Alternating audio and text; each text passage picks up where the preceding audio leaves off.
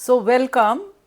Sometimes you have asked me, many of my followers, and the comments are there, ma'am आप हमें answers बता दो listening के, reading के, है ना, पैसेजेस चलो मैं बता ही देती हूँ, but I deliberately don't do that. मैंने बिटिया को जवाब भी दिया है कि बेटा क्वेश्चंस किसी को भी नहीं पता होते, है ना। आप कहते हो आंसर्स दे दो। अब एक क्वेश्चन अगर आपको पता ही नहीं है, स्पेशली ट्रू फॉल्स में, या एक ही एडजेक्टिव चेंज हो जाता है तो क्वेश्चन चेंज हो जाता है। Unless and until you know the question. जैसे बिटिया ने पूछा था, मानसी ने, कि मैम ये क्वेश्चन था, ये पैसेज में लिखा था, ये ट्रू है कि फॉल्स है, then I can tell you. But please don't rely on the channels those who are saying that this is the answer, and then आप फ्रस्ट्रेट हो जाते हो। देखो बेटा, मैं एक्स आइल्स एग्जामिनर हूं, I know what is the reality. और of course आपको एग्जाम रिव्यू यहां पे जेन्युइन मिलेगा। Okay, I am not telling anything lie to you because I am an examiner myself। and सबसे ज़्यादा अच्छी बात यह है, अगर आप आ गए हो ना तो बेटा ये सेव कर लो video. If you are new तो सब्सक्राइब कर लो, because it is being run by an examiner, जो एग्जामिनर रह चुका है। तो यहाँ पे आपको क्या मिलने वाला है, you are going to get the topic specific vocabulary, आपको आइडियाज मिल जाएगा, आपको क्वेश्चन एक्सप्लेन किया जाएगा, और फिर आपको वोकैबुलरी भी एक्सप्लेन की जाएगी, आइडिया एक्सप्लेन किया जाएगा। It's so coming to this channel, ये बिल्कुल आपका वेस्टेज ऑफ टाइम नहीं है। हाँ, दूसरे चैनल्स पे जाते हो, आंसर देखते हो, परेशान हो जाते हो, ना उनको पता है क्वेश्चन, ना बच्चे को प्रॉपरली पता है, वेस्ट ऑफ टाइम। सो आज का जो था 12 अक्टूबर का, दे से द लिसनिंग वाज इजी। अब किसी के लिए बच्चों, मेरे बच्चों के लिए इजी है तो आपके लिए डिफिकल्ट हो सकती है। See, it is very normal, right. Reading they said, they told me ma'am first वाला पैसेज इजी था, though I don't know the names, I tell you, and the last was difficult. But अगर आपको passage भी पता लग गया, मैं आपको कह रही हूं कि आपको क्वेश्चंस नहीं पता लगेंगे, इसलिए आंसर्स नहीं पता लगेंगे, उसका कोई फायदा नहीं। एनीवे, टेबल था for your task 1 academic, and of course I will read the question, tell you the ideas। तो जो बच्चों ने एग्जाम दिया है वो अपना चेक कर सकते हैं, you can easily check, no wastage of time, by an ex IELTS examiner. और जिन्होंने नहीं दिया वो भी ज़रूर इसको सेव करें, बिकॉज बेटा एग्जाम जाने से पहले एक बार ये सारी वीडियोस कर लिया करो।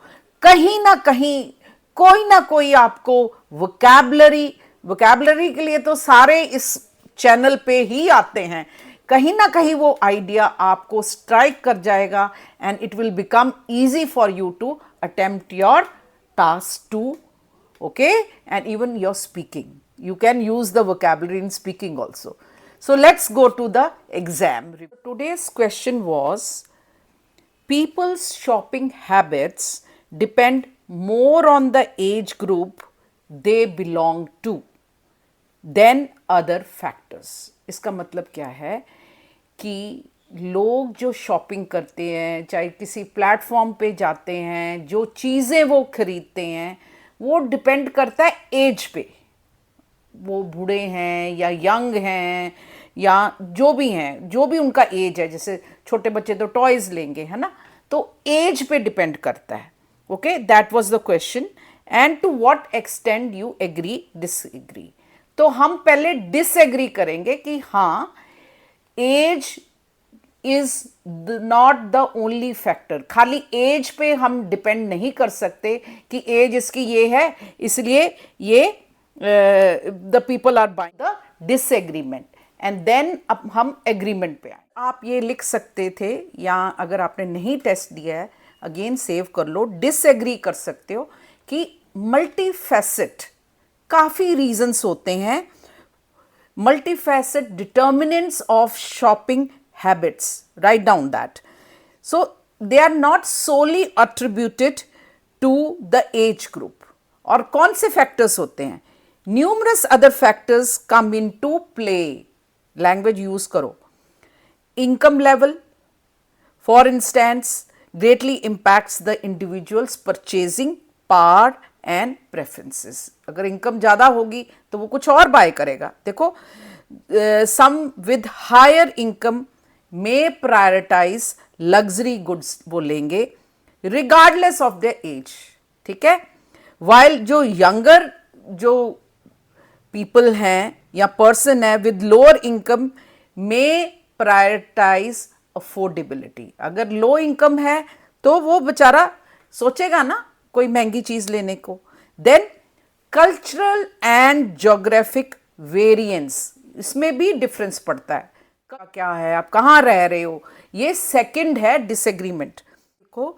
ये कल्चरल एंड ज्योग्राफिकल वेरिएंस, इसका मतलब कि अगर आप रूरल सेगमेंट में रह रहे हो तो नेचुरली आप उस हिसाब से चीज़ें खरीदोगे, और अगर आप टाउन्स एंड सिटीज़ में रह रहे हो तो आप डिफरेंट आपका चॉइस होगा. तो it is not the age. तो इसको आपने कैसे लिखना है? कल्चर इन्फ्लुएंसेस द सब्सटैंशियल और plays a substantial role in shaping the shopping behaviour. Geographical B. An individual's cultural background can lead to specific preferences of certain type of products or brands, है ना, जैसे आपका culture है. Then similarly, individuals living in urban areas may have different shopping habits compared to those in the rural areas regardless of the age. तो इसमें as का तो factor नहीं आया. Now, नेक्स्ट आप लिख सकते थे for disagreement, individual variation with in the age group. Age group में भी वेरिएशन आ जाता है, वेरिएंस आ जाता है. It is important to acknowledge, ये स्पेसिफिक वोकेबलरी है. The diversity of shopping preferences even with in the age group. जैसे while there may be common trends, कोई कॉमन ट्रेंड्स हो सकते हैं कि सभी ने ही वो खरीदना है. There will always be individuals who deviate from the age related norms. कैसे?